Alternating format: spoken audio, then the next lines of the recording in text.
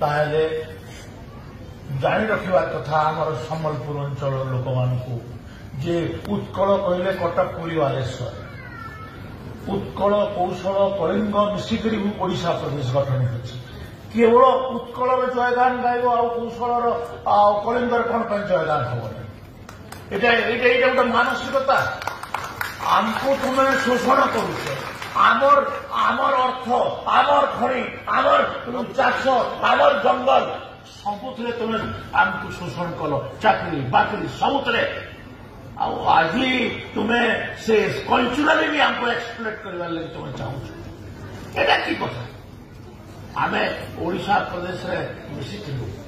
ओडिशा प्रदेश में मिसवा आंदोलन में भी सामिल होते किंतु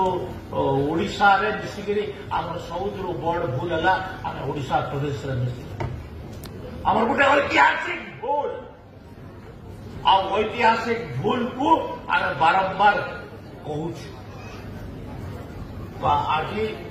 आम से कथा गुड़ाक न जाइकरी आम सुभद्रा योजना कथा अच्छी सुभद्रा योजना एटा लोक मानकर महिला मानकर अर्थनैतिक विकास दिगरे आमर लाभ दब आकू एटा आज आमर किस्ती दिया जाउछि सुनंदन बंग भुवन विघोषित कीर्ति अनिंद्य धर्मे पुण्ये चिर शरण्ये जननी जननी जननी वंदे जननी वंदे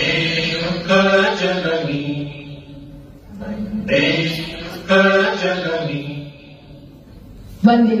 जननी आसन ग्रहण करंतु आज शुभ अवसर